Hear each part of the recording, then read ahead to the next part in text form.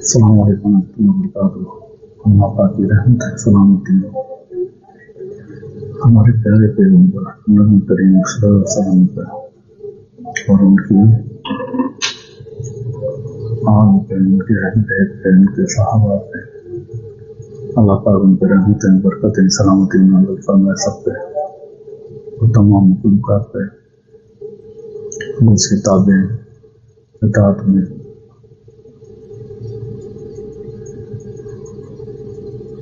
میرا مقصد یہ ہے ویڈیو بنانے کا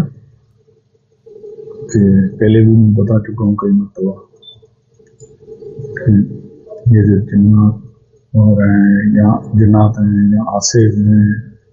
یا جادو ہے یا دوسری چیزیں ہیں، ان کے اسباب کیا ہیں، وجوہات کیا ہیں، یا جو بیماریاں ہیں لوگوں میں ان بیماریوں کے کیا اسباب ہیں، بیماریاں کیوں ہوتی ہیں، کس وجہ سے ہوتی ہیں بیماریاں، اور بیماریوں کے اسباب کیا ہیں،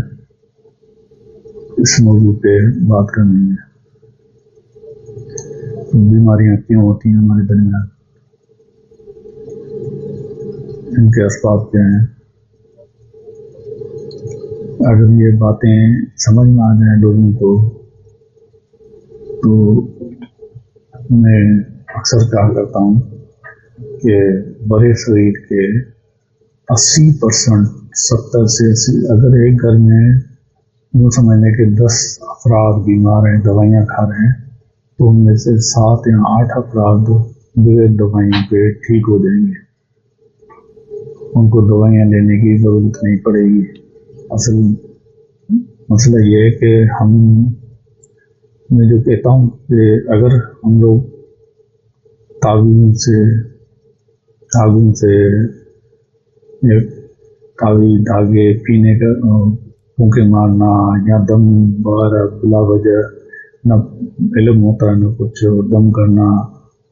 اور لوگوں کو وظائف دینا یا وظائف پڑھنا، ٹھیک ہے، گھروں میں قرآن کی آیتیں، آفسوں میں گھروں میں سجانا، اور عورتوں کا مزاروں پہ یا قبرستان ایسی جگہوں پہ یا ویران جگہوں پہ یا ایسی جگہوں پہ جانا، ٹھیک ہے، یہ سب اسباب ہیں ان کے۔ اب تعویذ وغیرہ یہ چیزیں اگر گھروں سے نکال دیں، تعویذ دھاگے اور بلا وجہ کے وظائف پڑھنا بند کر دیں، تو جو بھی ایسی چیزیں ہوں، کسی اگر مزار کی آپ کے گھر میں چیز ہو کوئی، تو اس سے بھی جنات آتے ہیں وہاں پہ گھر میں، اس گھر میں، تو یہ چیزوں سے معاملات خراب ہوتے ہیں، اور جو بھی اچھے علماء ہیں وہ اس کی تائید کرتے ہیں، وہ ان چیزوں کو جائز نہیں سمجھتے۔ تو آپ لوگ اگر یہ چیزیں نکال دیں گھروں سے، تجربہ کر کے دیکھ لیں کہ اگر ایک گھر میں 10 افراد بیمار ہیں، آپ یہ چیزیں نکالیں، ساری قرآن کی آیتیں جو سجائی ہوئی ہیں وظائف بند کر دیں، تو 7-8 افراد ویسے ہی ٹھیک ہو جائیں گے بغیر کسی چیز کے، بغیر کسی کے، اور باقی 2-3 افراد ہوں گے جو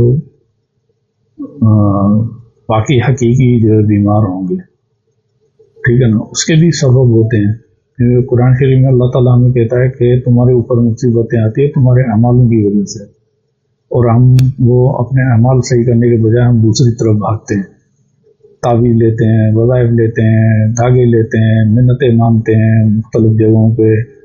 حالانکہ یہ نہیں سوچتے کہ یہ گناہ جو ہم کر رہے ہیں اس گناہ کی نحوست کی وجہ سے یہ ہو رہا ہے، تو یہ ان چیزوں سے ختم نہیں ہوگا، تعویذوں سے یا وظائف سے یا دھاگے پینوں سے یا منتیں ماننے سے،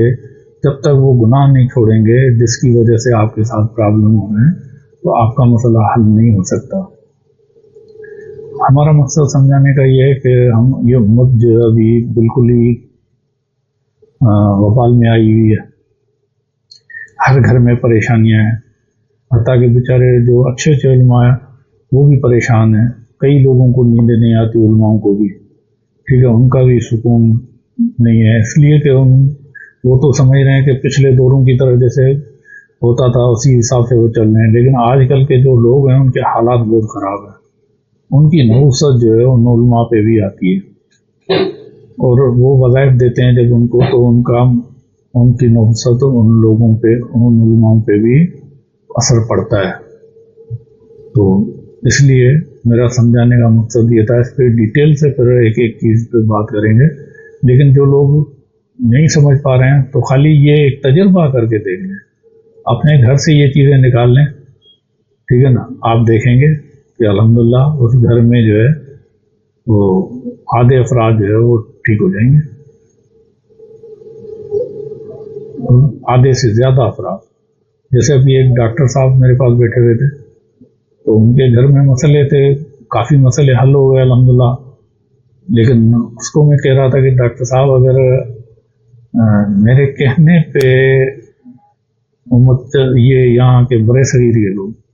چلیں تو انشاءاللہ میں لکھ کے دینے کو تیار ہوں کہ آدھے سے زیادہ آپ ڈاکٹر بے روزگار ہو جائیں گے، اور 100% جو 100 نہیں تو 99% جو ذیلی عامل ہے، مطلب وہ تو 100% ہی فارغ ہو جائیں گے. جو عملیات کر رہے ہیں، وظائف دے رہے ہیں، وہ دھاگے دے رہے ہیں، تعویذ دے رہے ہیں، سمجھنا، وہ تو 100% فارغ ہو جائیں گے.